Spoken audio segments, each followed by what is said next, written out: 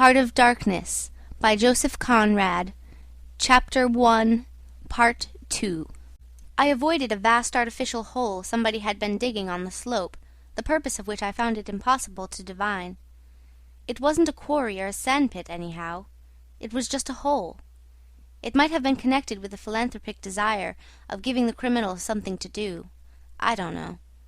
Then I nearly fell into a very narrow ravine, almost no more than a scar in the hillside. I discovered that a lot of imported drainage pipes for the settlement had been tumbled in there. There wasn't one that was not broken. It was a wanton smash-up. At last I got under the trees. My purpose was to stroll into the shade for a moment. But no sooner within than it seemed to me I had stepped into the gloomy circle of some inferno. The rapids were near, and an uninterrupted, uniform, headlong, rushing noise filled the mournful stillness of the grove, where not a breath stirred, not a leaf moved, with a mysterious sound, as though the tearing pace of the launched earth had suddenly become audible. Black shapes crouched, sat between the trees, leaning against the trunks, clinging to the earth, half coming out, half effaced within the dim light, in all the attitudes of pain, abandonment, and despair. Another mine on the cliff went off, followed by a slight shudder of the soil under my feet. The work was going on. The work! And this was the place where some of the helpers had withdrawn to die. They were dying slowly, it was very clear. They were not enemies, they were not criminals. They were nothing earthly now, nothing but black shadows of disease and starvation lying confusedly in the greenish gloom, brought from all the recesses of the coast in all the legality of time contracts, lost in uncongenial surroundings, fed on unfamiliar food. They sickened, became inefficient, and were then allowed to crawl away and rest. These moribund shapes were free as air, and nearly as thin. I began to distinguish the gleam of the eyes under the trees. Then, glancing down, I saw a face near my hand. The black bones reclined at full length with one shoulder against the tree, and slowly the eyelids rose and the sunken eyes looked up at me, enormous and vacant, a kind of blind, white flicker in the depths of the orbs, which died out slowly. The man seemed young, almost a boy, but you know with them it's hard to tell. I found nothing else to do but to offer him one of my good Swede's ship biscuits I had in my pocket. The fingers closed slowly on it and held. There was no other movement, and no other glance. He had tied a bit of white worsted around his neck. Why? Where did he get it? Was it a badge, an ornament, a charm, a propitiatory act? Was there any idea at all connected with it? It looked startling round his black neck, this bit of white thread from beyond the seas. Near the same tree, two more bundles of acute angle sat with their legs drawn up. One, with his chin propped on his knees, stared at nothing, in an intolerable and appalling manner. His brother phantom rested its forehead as if overcome with a great weariness, and all about others were scattered in every pose of contorted collapse, as in some picture of a massacre or a pestilence. While I stood horror-struck, one of these creatures rose to his hands and knees and went off on all fours towards the river to drink. He lapped out of his hand, then sat up in the sunlight, crossing his shins in front of him, and after a time let his woolly head fall on his breastbone. I didn't want any more loitering in the shade, and I made haste toward the station. When near the buildings I met a white man, in such an unexpected elegance of get-up that in the first moment I took him for a sort of vision. I saw a high, starched collar, white cuffs, a light alpaca jacket, snowy trousers, a clean necktie, and varnished boots. No hat. Hair parted, brushed, oiled, under a green-lined parasol held in a big white hand. He was amazing, and had a penholder behind his ear. I shook hands with this miracle, and I learned that he was the company's chief accountant, and that all the bookkeeping was done at this station. He had come out for a moment, he said, to get a breath of fresh air. The expression sounded wonderfully odd, with its suggestion of sedentary desk life. I wouldn't have mentioned the fellow to you at all, only it was from his lips that I first heard the name of the man who was so indissolubly connected with the memories of that time. Moreover, I respected the fellow. Yes, I respected his collars, his vast cuffs, his brushed hair. His appearance was certainly that of a hairdresser's dummy, but in the great demoralization of the land he kept up his appearance. That's backbone. His starched collars and got-up shirt fronts were achievements of character. He had been out nearly 3 years, and, later, I could not help asking him how he managed to sport such linen. He had just the faintest blush, and said modestly, "I've been teaching one of the native women about the station. It was difficult. She had a distaste for the work." Thus this man had verily accomplished something, and he was devoted to his books, which were in apple-pie order. Everything else in the station was in a muddle: heads, things, buildings. Strings of dusty niggers with splay feet arrived and departed. A stream of manufactured goods, rubbishy cottons, beads, and brass wire set into the depths of darkness, and in return came a precious trickle of ivory. I had to wait in the station for 10 days. An eternity! I lived in a hut in the yard, but to be out of the chaos I would sometimes get into the accountant's office. It was built out of horizontal planks, and so badly put together that as he bent over his high desk he was barred from neck to heels with narrow strips of sunlight. There was no need to open the big shutter to see. It was hot there, too. Big flies buzzed fiendishly and did not sting, but stabbed. I sat generally on the floor, while of faultless appearance, and even slightly scented, perching on a high stool, he wrote. Sometimes he stood up for exercise. When a truckle-bed with a sick man, some invalid agent from up-country, was put in there, he exhibited a gentle annoyance. "The groans of this sick person," he said, "distract my attention, and without that it is extremely difficult to guard against clerical errors in this climate." One day he remarked, without lifting his head, "In the interior you will no doubt meet Mr. Kurtz." On my asking who Mr. Kurtz was, he said he was a first-class agent; and seeing my disappointment at this information, he added slowly, laying down his pen, "He is a very remarkable person." Further questions elicited from him that Mr. Kurtz was at present in charge of a trading post, a very important one, in the true ivory country, at the very bottom of there. Sends in as much ivory as all the others put together. He began to write again. The sick man was too ill to groan. The flies buzzed in a great peace. Suddenly there was a growing murmur of voices and a great tramping of feet. A caravan had come in.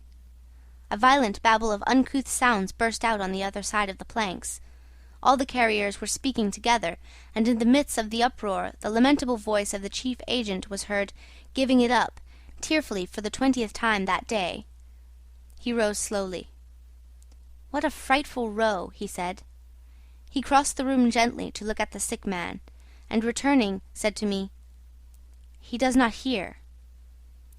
"What? Dead?" I asked, startled. "No, not yet," he answered with great composure. Then, alluding with a toss of the head to the tumult in the station-yard, "When one has got to make correct entries, one comes to hate those savages, hate them to death." He remained thoughtful for a moment. "When you see Mr. Kurtz," he went on, "tell him from me that everything here," he glanced at the deck, "is very satisfactory. I don't like to write to him with those messengers of ours, you never know who may get hold of your letter, at that central station." He stared at me for a moment with his mild, bulging eyes. "Oh, he will go far, very far," he began again. "He will be a somebody in the administration before long. They above the council in Europe, you know, mean him to be." He turned to his work. The noise outside had ceased, and presently, in going out, I stopped at the door.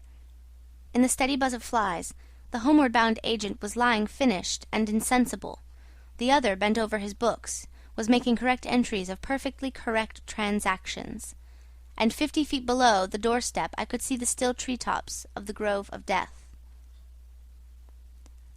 Next day I left that station at last, with a caravan of 60 men, for a 200-mile tramp. No use telling you much about that. Paths everywhere. A stamped-in network of paths spreading over the empty land, through the long grass, through burnt grass, through thickets, down and up chilly ravines, up and down stony hills ablaze with heat. And a solitude. Nobody, not a hut. The population had cleared out a long time ago. Well, if a lot of mysterious niggers armed with all kinds of fearful weapons suddenly took to travelling on the road between Deal and Gravesend, catching the yokels right and left to carry heavy loads for them, I fancy every farm and cottage thereabouts would get empty very soon. Only here the dwellings were gone too. Still, I passed through several abandoned villages. There's something pathetically childish in the ruins of grass walls. Day after day, with the stamp and shuffle of 60 pair of bare feet behind me, each pair under a 60-pound load. Camp, cook, sleep, strike camp, march. Now and then a carrier dead in harness, at rest in the long grass near the path, with an empty water-gourd and his long staff lying by his side. A great silence around and above. Perhaps on some quiet night the tremor of far-off drums, sinking, swelling, a tremor vast, faint. A sound weird, appealing, suggestive, and wild, and perhaps with as profound a meaning as the sound of bells in a Christian country. Once a white man in an unbuttoned uniform camping on the path with an armed escort of lank Zanzibaris, very hospitable and festive, not to say drunk, was looking after the upkeep of the road, he declared. Can't say I saw any road or any upkeep, unless the body of a middle-aged negro with a bullet hole in the forehead, upon which I absolutely stumbled 3 miles further on, may be considered as a permanent improvement.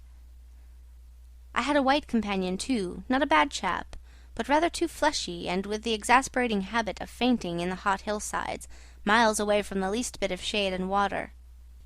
Annoying, you know, to hold your own coat like a parasol over a man's head while he is coming to.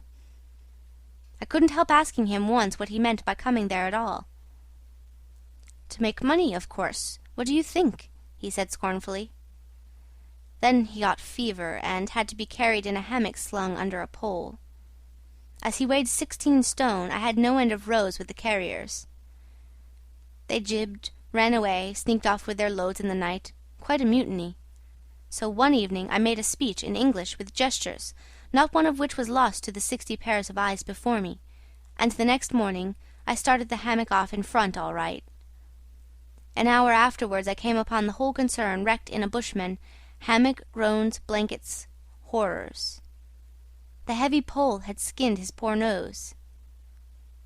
He was very anxious for me to kill somebody, but there wasn't the shadow of a carrier near. I remembered the old doctor. It would be interesting for science to watch the mental changes of individuals on the spot. I felt I was becoming scientifically interesting. However, all that is to no purpose. On the 15th day I came in sight of the big river again, and hobbled into the central station.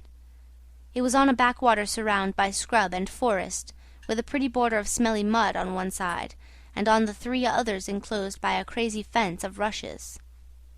A neglected gap was all the gate it had, and the first glance at the place was enough to let you see the flabby devil was running that show. White men with long staves in their hands appeared languidly from amongst the buildings, strolling up to take a look at me, and then retired out of sight somewhere. One of them, a stout, excitable chap with black moustaches, informed me with great volubility and many digressions, as soon as I told him who I was, that my steamer was at the bottom of the river. I was thunderstruck. What? How? Why? Oh, it was all right. The manager himself was there, all quite correct.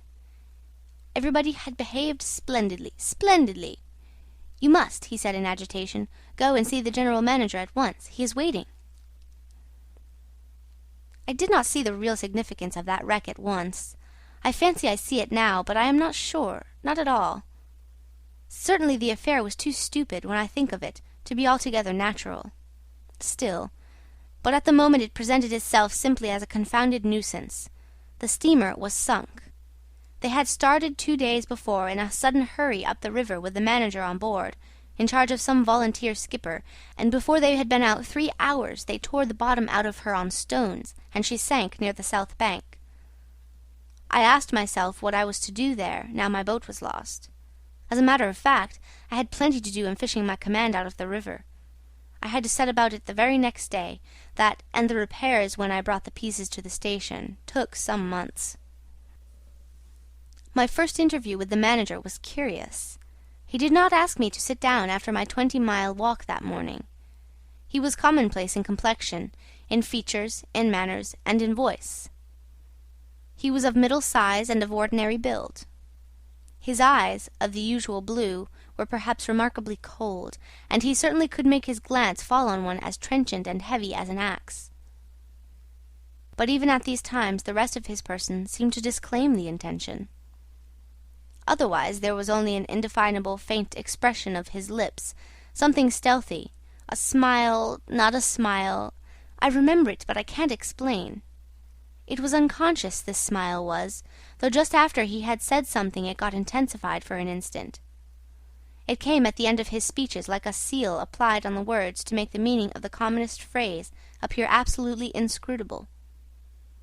He was a common trader, from his youth up employed in these parts, nothing more. He was obeyed, yet he inspired neither love nor fear, nor even respect. He inspired uneasiness. That was it, uneasiness. Not a definite mistrust, just uneasiness, nothing more. You have no idea how effective such a faculty can be. He had no genius for organizing, for initiative, or for order even. That was evident in such things as the deplorable state of the station. He had no learning and no intelligence. His position had come to him. Why? Perhaps because he was never ill. He had served 3 terms of 3 years out there, because triumphant health in the general rout of constitutions is a kind of power in itself. When he went home on leave he rioted on a large scale, pompously. Jack ashore, with a difference in externals only. This one could gather from his casual talk. He originated nothing. He could keep the routine going, that's all. But he was great. He was great by this little thing that it was impossible to tell what could control such a man. He never gave that secret away. Perhaps there was nothing within him. Such a suspicion made one pause, for out there were no external checks. Once, when various tropical diseases had laid low almost every agent in the station, he was heard to say, "Men who come out here should have no entrails." He sealed the utterance with that smile of his, as though it had been a door opening into a darkness he had in his keeping. You fancy you had seen things, but the seal was on. When annoyed at meal-times by the constant quarrels of the white men about precedence, he ordered an immense round table to be made, for which a special house had to be built. This was the station's mess-room. Where he sat was the first place. The rest were nowhere. One felt this to be his unalterable conviction. He was neither civil nor uncivil. He was quiet. He allowed his boy, an overfed young negro from the coast, to treat the white men under his very eyes with provoking insolence. He began to speak as soon as he saw me. I had been very long on the road. He could not wait. He had to start without me. The upriver stations had to be relieved. There had been so many delays already that he did not know who was dead and who was alive, and how they got on, and so on, and so on. He paid no attention to my explanations, and playing with a stick of sealing-wax, repeated several times that the situation was very grave, very grave. There were rumours that a very important station was in jeopardy, and its chief, Mr. Kurtz, was ill. He hoped it was not true. Mr. Kurtz was... I felt weary and irritable. Hang Kurtz, I thought. I interrupted him by saying I had heard of Mr. Kurtz on the coast. "Ah, so they talk of him down there," he murmured to himself. Then he began again, assuring me Mr. Kurtz was the best agent he had, an exceptional man, of the greatest importance to the company. Therefore I could understand his anxiety. He was, he said, very, very uneasy. Certainly he fidgeted on his chair a good deal, exclaimed, Ah, Mr. Kurtz broke the stick of sealing-wax and seemed dumbfounded by the accident. Next thing he wanted to know how long it would take to... I interrupted him again. Being hungry, you know, and kept on my feet, too. I was getting savage. "How can I tell?" I said. "I haven't even seen the wreck yet, some months, no doubt. All this talk seemed to me so futile." "Some months," he said. "Well, let us say 3 months before we can make a start. Yes, that ought to do the affair." I flung out of his hut. He lived all alone in a clay hut with a sort of veranda, muttering to myself my opinion of him. He was a chattering idiot. Afterwards I took it back when I was borne in upon me startlingly with what extreme nicety he had estimated the time requisite for the affair. I went to work the next day, turning, so to speak, my back on that station. In that way only it seemed to me I could keep my hold on the redeeming facts of life. Still, one must look about sometimes. And then I saw this station, these men strolling aimlessly about in the sunshine of the yard. I asked myself sometimes what it all meant. They wandered here and there with their absurd long staves in their hands, like a lot of faithless pilgrims bewitched inside a rotten fence. The word ivory rang in the air, was whispered, was sighed. You would think they were praying to it. A taint of imbecile rapacity blew through it all, like a whiff from some corpse. By Jove, I've never seen anything so unreal in my life. And outside, the silent wilderness surrounding this cleared speck on the earth struck me as something great and invincible, like evil or truth, waiting patiently for the passing away of this fantastic invasion. Oh, these months! Well, never mind. Various things happen. One evening a grass shed full of calico, cotton prints, beads, and I don't know what else, burst into a blaze so suddenly that you would have thought the earth had opened to let an avenging fire consume all that trash. I was smoking my pipe quietly by my dismantled steamer, and saw them all cutting capers in the light, with their arms lifted high, when the stout man with moustaches came tearing down to the river, a tin pail in his hand, assured me that everybody was behaving splendidly, dipped about a quart of water and tore back again. I noticed there was a hole in the bottom of his pail. I strolled up. There was no hurry. You see, the thing had gone off like a box of matches. It had been hopeless from the very first. The flame had leapt high, driven everybody back, lighted up everything, and collapsed. The shed was already a heap of embers, glowing fiercely. A nigger was being beaten near by it. They said he had caused the fire in some way. Be that as it may, he was screeching most horribly. I saw him later, for several days, sitting in a bit of shade, looking very sick and trying to recover himself. Afterwards he arose and went out, and the wilderness without a sound took him into its bosom again. As I approached the glow from the dark, I found myself at the back of 2 men, talking. I heard the name of Kurtz pronounced, then the words, "Take advantage of this unfortunate accident." One of the men was the manager. I wished him a good evening. "Did you ever see anything like it, eh? It is incredible," he said, and walked off. The other man remained. He was a first-class agent, young, gentlemanly, a bit reserved, with a forked little beard and a hooked nose. He was standoffish with the other agents, and they, on their side, said he was the manager's spy upon them. As to me, I had hardly ever spoken to him before. We got into talk, and by we strolled away from the hissing ruins. Then he asked me to his room, which was in the main building of the station. He struck a match, and I perceived that this young aristocrat had not only a silver-mounted dressing-case, but also a whole candle all to himself. Just at that time the manager was the only man supposed to have any right to candles. Native mats covered the clay walls, a collection of spears, assegais, shields, knives was hung up in trophies. The business entrusted to this fellow was the making of bricks, so I had been informed. But there wasn't a fragment of a brick anywhere in the station, and he had been there more than a year, waiting. It seems he could not make bricks without something, I don't know what, straw maybe? Anyway, It could not be found there, and as it was not likely to be sent from Europe, it did not appear clear to me what he was waiting for. An act of special creation, perhaps.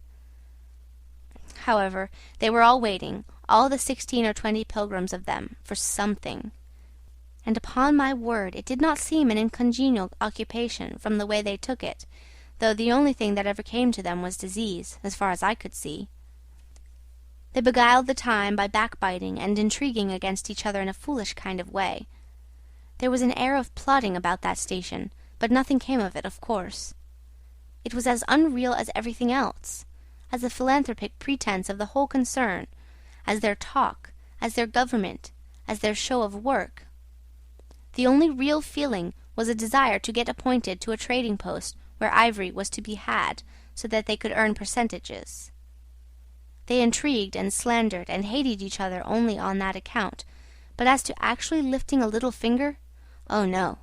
By heavens, there is something after all in the world allowing one man to steal a horse while another must not look at a halter. Steal a horse straight out. Very well, he has done it. Perhaps he can ride. But there is a way of looking at a halter that would provoke the most charitable of saints into a kick.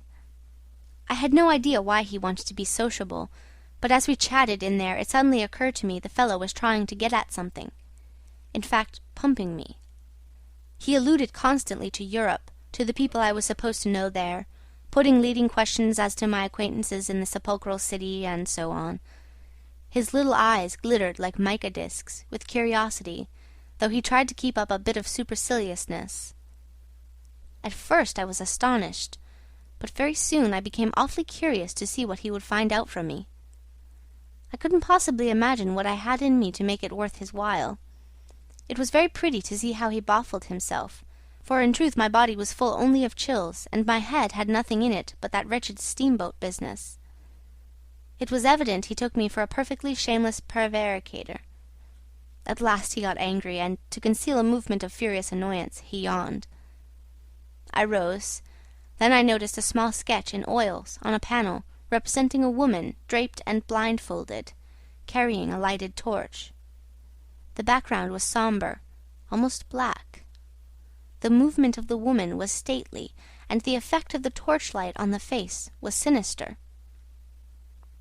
It arrested me, and he stood by civilly, holding an empty half-pint champagne bottle, medical comforts, with the candle stuck in it. To my question he said Mr. Kurtz had painted this, in this very station more than a year ago, while waiting for means to go to his trading post. "Tell me, pray," said I, "who is this Mr. Kurtz?" "The chief of the inner station," he answered in a short tone, looking away. "Much obliged," I said, laughing. "And you are the brickmaker of the central station. Everyone knows that." He was silent for a while. "He is a prodigy," he said at last. "He is an emissary of pity and science and progress, and devil knows what else. We want," he began to declaim suddenly, "for the guidance of the cause entrusted to us by Europe, so to speak, higher intelligence, wide sympathies, a singleness of purpose."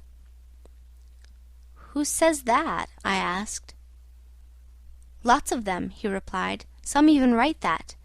And so he comes here, a special being, as you ought to know."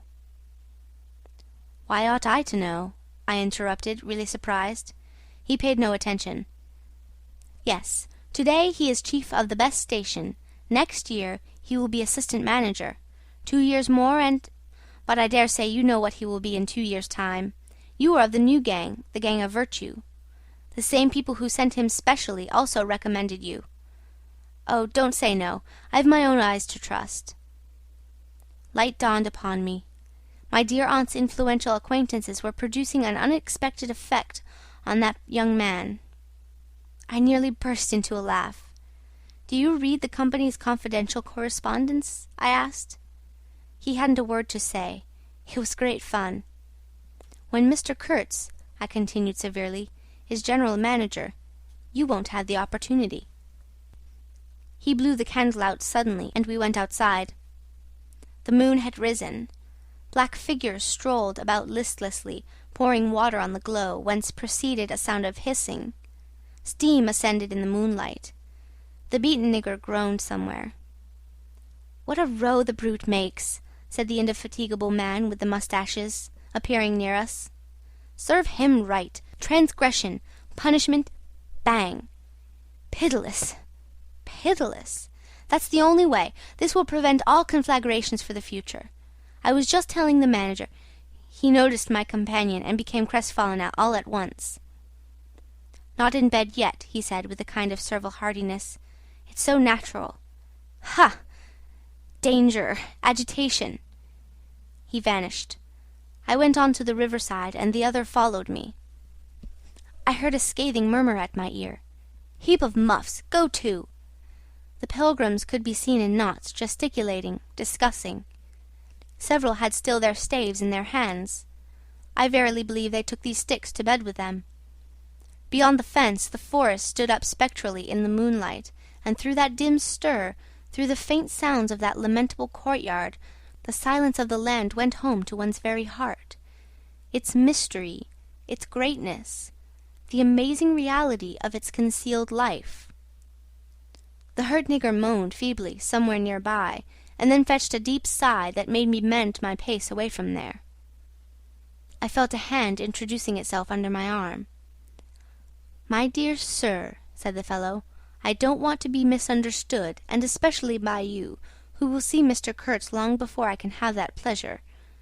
I wouldn't like him to get a false idea of my disposition." I let him run on, this papier-mâché Mephistopheles, and it seemed to me that if I tried I could poke my forefinger through him, and would find nothing inside but a little loose dirt, maybe. He, you don't see, had been planning to be assistant manager by and by under the present man, and I could see that the coming of that Kurtz had upset them both not a little. He talked precipitately, and I did not try to stop him. I had my shoulders against the wreck of my steamer, hauled up on the slope like a carcass of some big river animal. The smell of mud, of primeval mud, by Jove, was in my nostrils. The high stillness of primeval forest was before my eyes. There were shiny patches on the black creek. The moon had spread over everything a thin layer of silver, over the rank grass, over the mud, upon the wall of matted vegetation standing higher than the wall of a temple. Over the great river I could see through a sombre gap, glittering as it flowed broadly by without a murmur. All this was great, expectant, mute, while the man jabbered about himself. I wondered whether the stillness on the face of the immensity looking at us two were meant as an appeal or as a menace. What were we who had strayed in here? Could we handle that dumb thing, or would it handle us? I felt how big, how confoundedly big was that thing that couldn't talk, and perhaps was deaf as well. What was in there? I could see a little ivory coming out from there, and I had heard Mr. Kurtz was in there. I had heard enough about it, too, God knows, yet somehow it didn't bring any image with it, no more than if I had been told an angel or a fiend was in there. I believed it in the same way one of you might believe there are inhabitants on the planet Mars. I knew once a Scotch sailmaker who was certain, dead sure, there were people in Mars. If you asked him for some idea how they looked and behaved, he would get shy and mutter something about walking on all fours. If you as much as smiled, he would, though a man of 60, offer to fight you. I would not have gone so far as to fight for Kurtz, but I went for him near enough to a lie.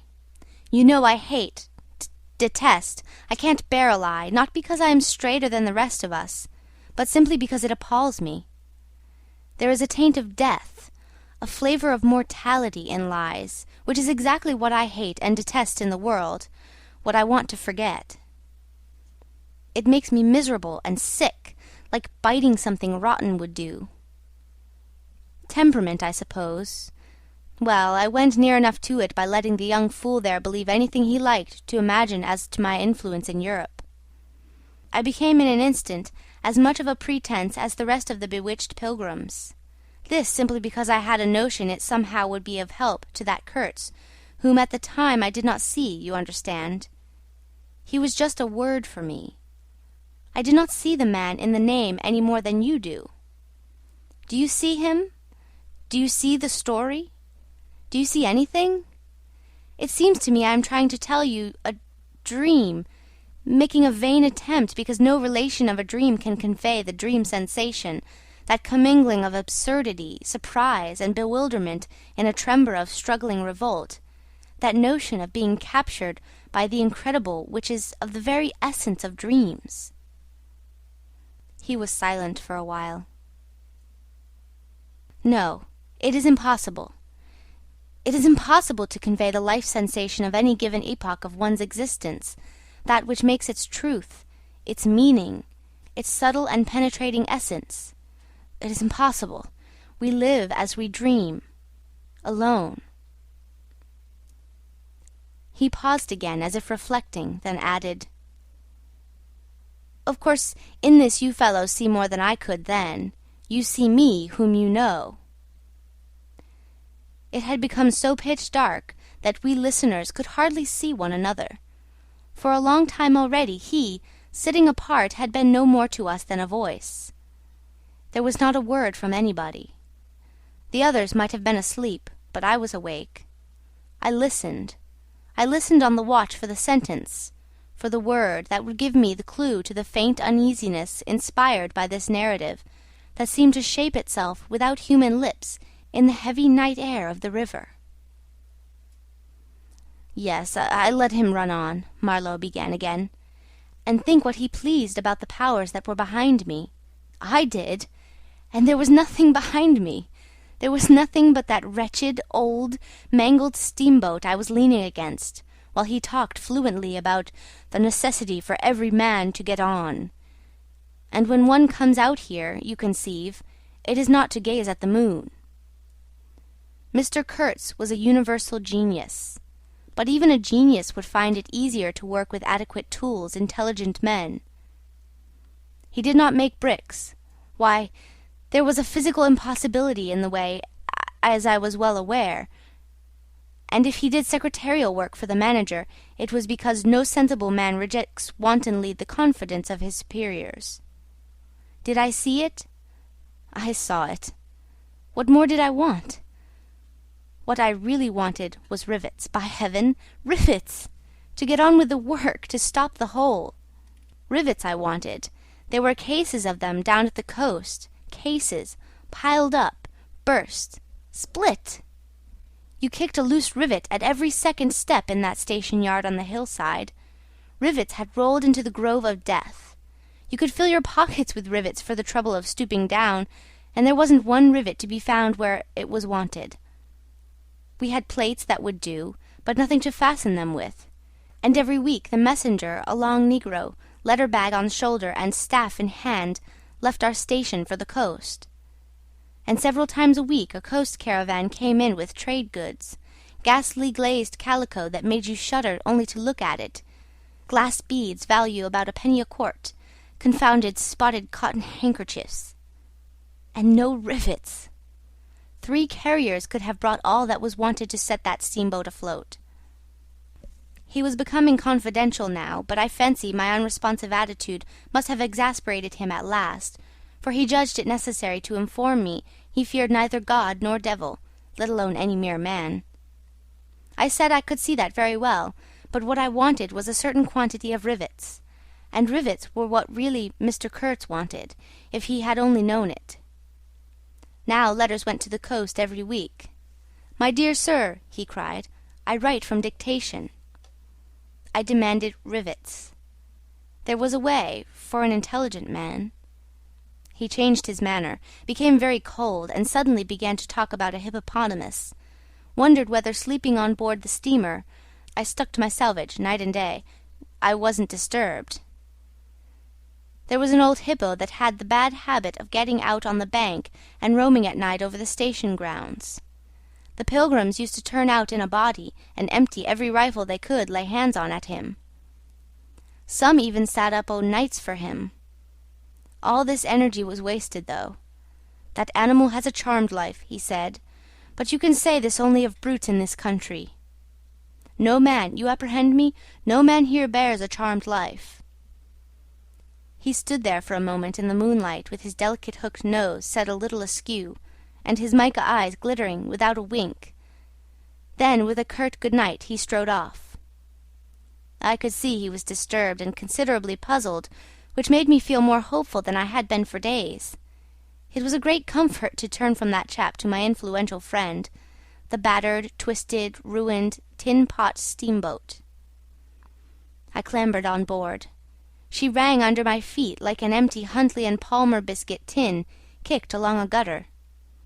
She was nothing so solid in make, and rather less pretty in shape, but I had expended enough hard work on her to make me love her.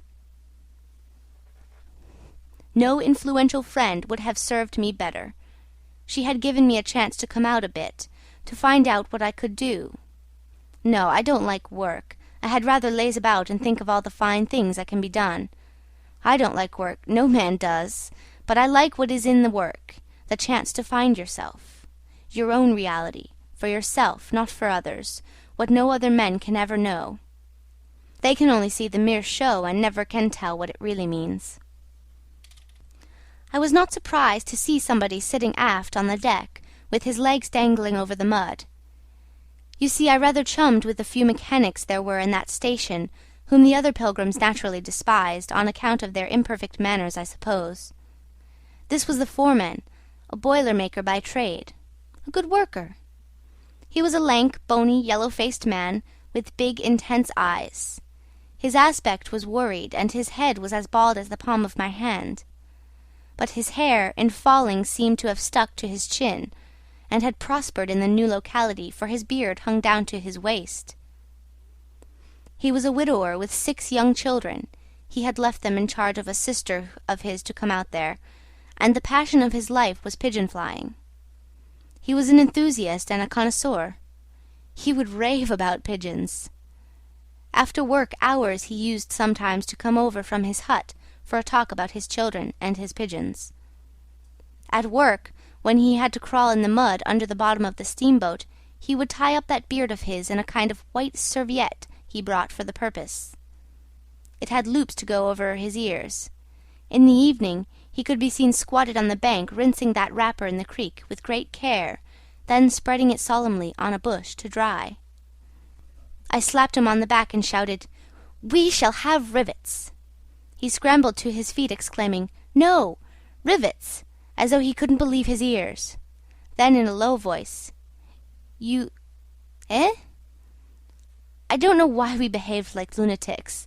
I put my finger to the side of my nose and nodded mysteriously. "Good for you!" he cried, snapped his fingers above his head, lifting one foot. I tried a jig. We capered on the iron deck.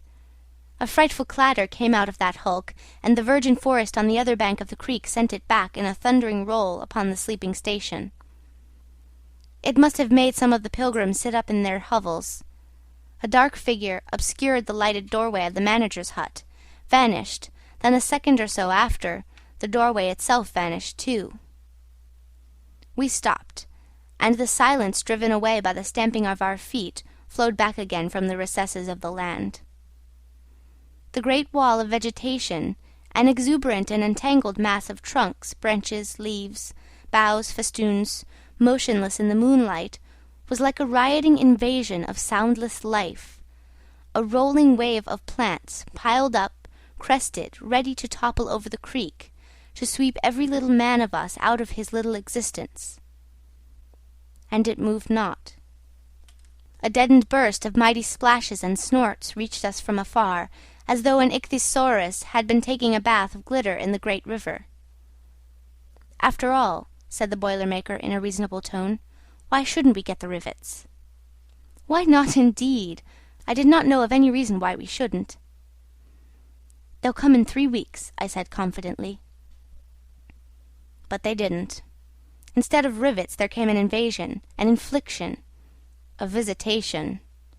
It came in sections during the next 3 weeks, each section headed by a donkey carrying a white man in new clothes and tan shoes, bowing from that elevation right and left to the impressed pilgrims.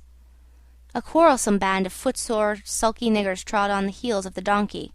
A lot of tents, camp stools, tin boxes, white cases, brown bales would be shot down in the courtyard, and the air of mystery would deepen a little over the muddle of the station. 5 such instalments came, with their absurd air of disorderly flight, with the loot of innumerable outfit shops and provision stores, that one would think they were lugging after a raid into the wilderness for equitable division. It was an inextricable mess of things decent in themselves, but that human folly made look like the spoils of thieving. This devoted band called itself the El Dorado Exploring Expedition, and I believe they were sworn to secrecy. Their talk, however, was the talk of sordid buccaneers. It was reckless without hardihood, greedy without audacity, and cruel without courage. There was not an atom of foresight or of serious intention in the whole batch of them, and they did not seem aware these things are wanted for the work of the world. To tear treasure out of the bowels of the land was their desire, with no more moral purpose at the back of it than there is in burglars breaking into a safe. Who paid the expenses of the noble enterprise, I don't know, but the uncle of our manager was leader of that lot. In exterior he resembled a butcher in a poor neighbourhood, and his eyes had a look of sleepy cunning. He carried his fat paunch with ostentation on his short legs, and during the time his gang infested the station spoke to no one but his nephew. You could see these two roaming about all day long with their heads close together in an everlasting confab. I had given up worrying myself about the rivets. One's capacity for that kind of folly is more limited than you would suppose. I said hang, and let things slide. I had plenty of time for meditation, and now and then I would give some thought to Kurtz. I wasn't very interested in him. No. Still, I was curious to see whether this man, who had come out equipped with moral ideas of some sort, would climb to the top after all, and how he would set about his work when there.